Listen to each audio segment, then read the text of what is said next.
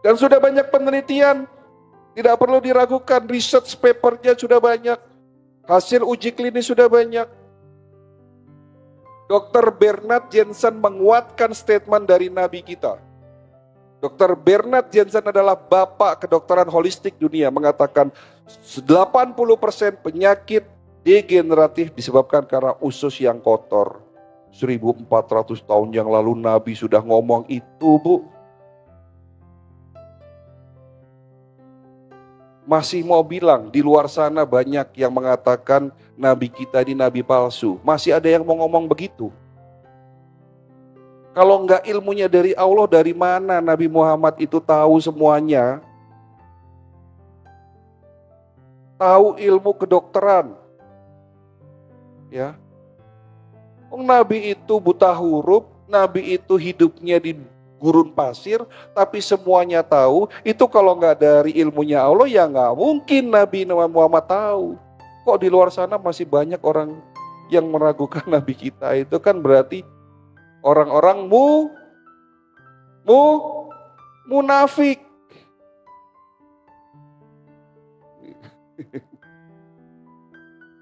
Jadi kalau kita belajar ilmu pengetahuan yang dasarnya Al-Quran, insya Allah kita akan semakin beriman. Kita semakin percaya bahwa kebenaran yang diberikan oleh Allah lewat Nabi Muhammad SAW, junjungan kita Nabi besar Muhammad SAW.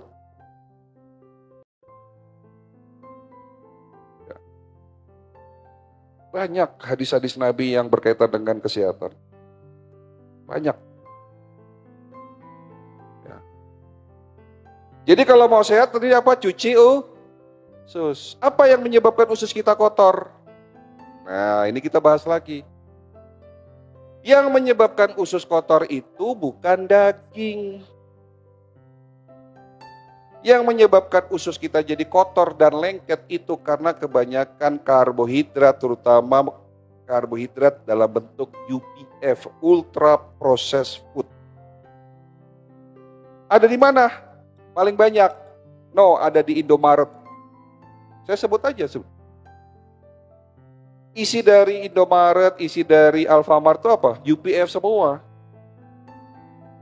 Tepung, gula, mentega, sosis, nugget, dietary food, creamer, es krim, itu semua makanan-makanan yang tidak ada manfaatnya buat sel kita.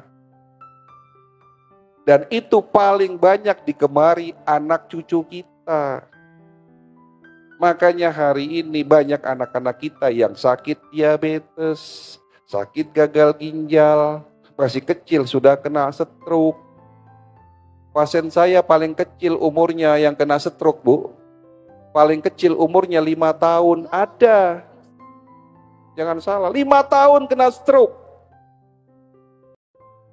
Sedih lihatnya. Kemarin ada info, 60 balita kena gagal ginjal. Di Indonesia yang balita yang sakit diabetes angkanya naik 300%. Generasi Z, Gen Z itu generasi mageran. Kebanyakan di depan TV, di depan handphone, lapangan sepi. Kalau zaman dulu tuh kan lapangan kan rame anak-anak. Pada main bola, pada layangan, lari-lari. Sekarang kebanyakan di dalam rumah pada main handphone. Jejer bareng-bareng semuanya pada main handphone. Udah gitu makannya GoFood, makannya karbohidrat, manis-manis. Itu nggak lama sakit diabetes itu. Umur-umur 17 tahun, 20 tahun kena diabetes. Mau dikemanakan generasi kita? Kalau ini nggak dirubah mulai hari ini, Indonesia semakin terpuruk. Karena kekuatan satu bangsa ditentukan oleh 2 pilar. Pilar pendidikan dan kesehatan. Saya waktu itu ditanya sama Dewan Ketahanan Nasional, saya diundang. Saya, Dok Cai sebagai perwakilan kedokteran holistik.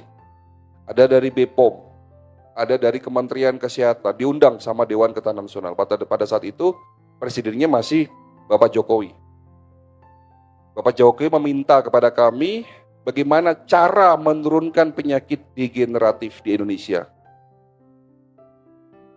Saya jawab hanya satu, untuk menurunkan angka kesakitan terhadap penyakit degeneratif bukan memperbanyak rumah sakit, bukan memperbanyak obat-obatan kimia. BPJS bukan berarti tidak penting, tapi itu bukan solusi. Yang harus dilakukan bangsa ini, masukkan kurikulum pendidikan kesehatan holistik mulai dari SD, SMP, SMA. Kita nggak bisa ngelarang orang jualan makanan di depan sekolah-sekolah dasar dan sekolah menengah pertama. Kan kebanyak tuh, di depan sekolahan SD banyak orang jualan makanan yang nggak sehat. Kita nggak mungkin ngelarang anak kita untuk tidak jajan di Indomaret. Yang harus kita lakukan, kasih setiap hari kurikulum pendidikan kesehatan supaya mereka paham. Karena sehat itu harus dimulai sejak usia dini. Ala bisa karena biasa. Kalau ibu yang wes tuwek, bidadari cantik ini, disuruh tidak makan bakwan, disuruh tidak makan pisang goreng, disuruh tidak makan mie, susah karena sudah terbiasa.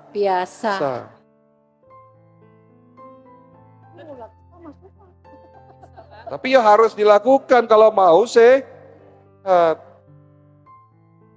Jadi bukan dikurangi, diharamkan jangan makan tepung. Kalau mau ya kalau tidak mau sehat ya tidak apa-apa. Kan hidup ini pilihan gitu ya.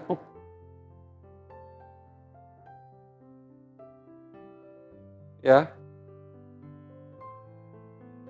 Jadi supaya kalau kita sehat, jadi kalau ibu mau sehat, pastikan sel-sel ibu sehat. Bagaimana cara sel sehat? Kasih makan tadi apa? Asam amino, asam lemak, oksigen dan air. Tapi juga harus darahnya sehat. Karena kalau darah yang rusak, darah yang banyak radikal bebas, itu pasti terjadi sumbatan. Syarat supaya darahnya sehat, ususnya juga harus bersih. Supaya ususnya bersih, yo makannya dijaga. Ya, kalau masih makan tepung, gula, manis-manis, ultra processed food, ya itu pasti ususnya kotor. Terus ada yang nyeletuk. Dok, kalau gitu kita makan apa, Dok? Kok aneh pertanyaannya. Masih ada daging sapi, masih ada daging kambing, telur, ya, ikan berlimpah, tempe tahu berlimpah, kok masih kurang? Makan itu real food. Setiap hari 2 kali atau 3 kali nggak apa-apa. Kalau masih sehat nasinya dikurangi tinggal 1/4 piring, lauknya dibanyakin. Setelah itu jangan ngemil.